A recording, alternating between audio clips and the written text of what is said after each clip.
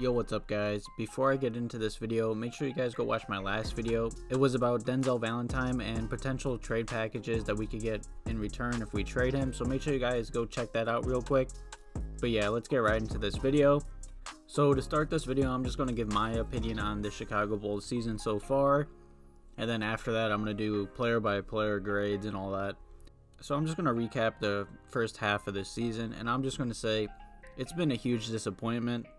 I'm pretty sure I saw this tweet on Twitter, and it said that like the Chicago Bulls had a record of like 14-26, and 3 years ago when the rebuild officially started and the Bulls were pretty much tanking and got the 7th pick the first time, we had the same record at this halfway mark. So in 3 years we pretty much haven't gotten better at all, which is just a huge disappointment. I'm going to try and find the tweet and throw it up on the screen for you guys. This season has been very disappointing. We've definitely underperformed. I believe this Bulls squad is really talented. We have solid players at every position, but recently the injuries have been just piling up on us, with Daniel Gafford getting hurt now, Wendell Jr, Otto Porter Jr. You know, I saw Chandler Hutchinson got hurt as well. And the injuries just, injuries are part of the game, and it just sucks because the Chicago Bulls are always hurt. Every year we have injuries. Either it's just we're one of the most unlucky teams when it comes to injuries, or our just coaching staff is trash, which, you know, it is. I believe it is. Jim Boylen's a dumbass. I don't know how he's still the coach of the Chicago Bulls. I honestly believe if the Chicago Bulls just, you know, tried to find and search for a better, more experienced head coach that could really like play to Markkanen strengths, the Chicago Bulls would be much better than just 15-27 right now. So yeah, like I've been saying, this season has definitely been disappointing. But even with that said, and us being 12 games under 500, which is terrible, the Chicago Bulls still could make the playoffs, but I honestly doubt that.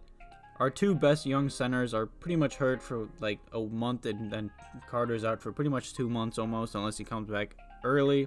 And for the next few weeks, the Chicago Bulls centers are going to be Cornett, who's been playing solid, I'll give him that, and Felicio, but it's just going to be a hard few weeks for us Bulls fans. Hopefully Zach LaVine does everything in the All-Star weekend like he's been talking. I know he wants to become an All-Star, which I believe he should be. If Bradley Beal and Trae Young can become All-Stars on shit teams, why can't LaVine? You know, I saw LaVine wants to do the dunk contest and three-point contest as well, so that would definitely be cool to see, you know, give us a little bit of excitement. But yeah, now on to player-by-player reviews and grades. So, of course, I'm going to start with Zach LaVine. This season, he's pretty much been averaging 25 points a game, 5 rebounds, and 4 assists. You know, he's our best player. He's been carrying the Bulls on offense every night. You know, he's shooting a great percentage from 3. You know, I saw that he was like one of the first Bulls to put up like 1,000+ points in the Bulls' first like 40 games or something like that. I'll make sure to throw it up on the screen. You know, even Derrick Rose didn't do that. So even though we're losing games, that's just super impressive.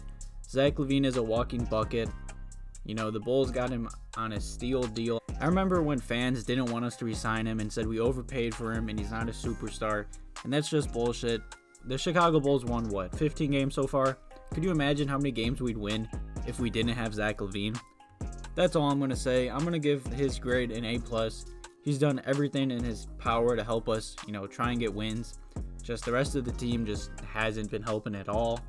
And the next player I'm going to talk about is Lauri Markkanen. And this season, he's averaging 15 points, 7 rebounds, and pretty much 2 assists a game. And let's just say he took a big step back this season.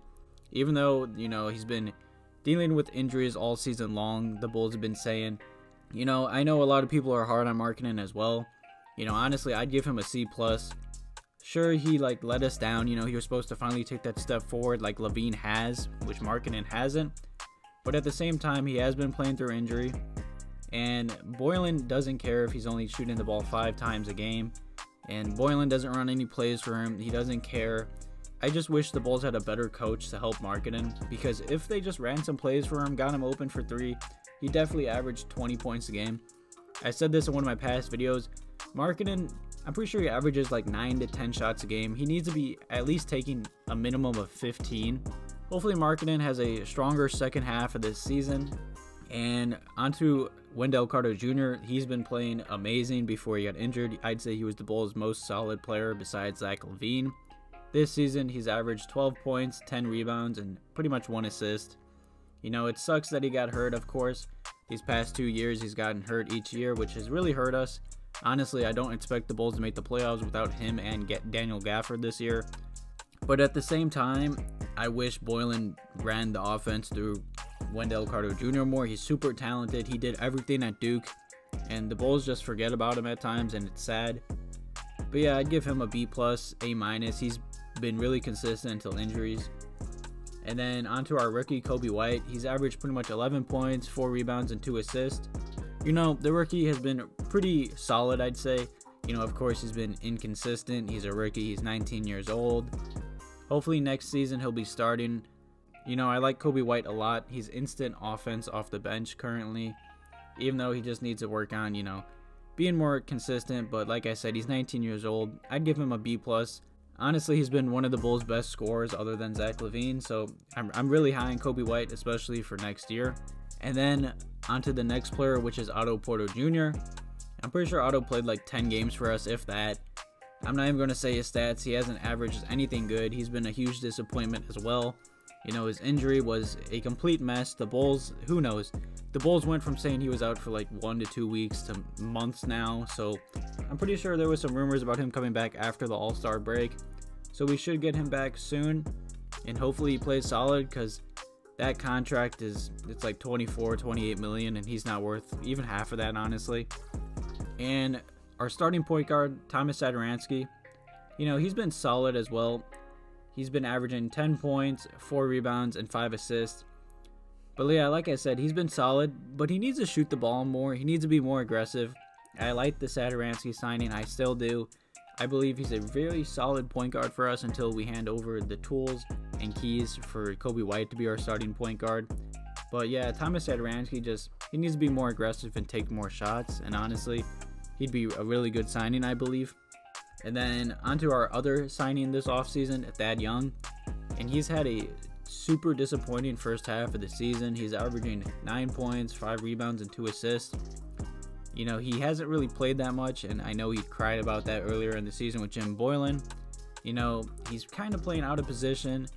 The Bulls have him shooting like threes and stretching the floor, and that's just not his game. So the whole situation with him has been a complete mess, and honestly, I hope the Bulls honestly trade him before the trade deadline, just because I don't like his contract. He hasn't fit in with us, and I'd rather have more cap space going into the offseason, honestly. And I'd honestly just grade him like a C+, and that's honestly just a good grade for him, because he's been really disappointing, like I said. And then on to our starting small forward, because the Bulls have had no small forwards this year, Kris Dunn. You know, he's only averaged 7 points, 4 rebounds, and 3 assists, but he's honestly turned his career around this year. He's played really solid. He's the Bulls' best defender. He's honestly one of the reasons why the Chicago Bulls have a good defense this year.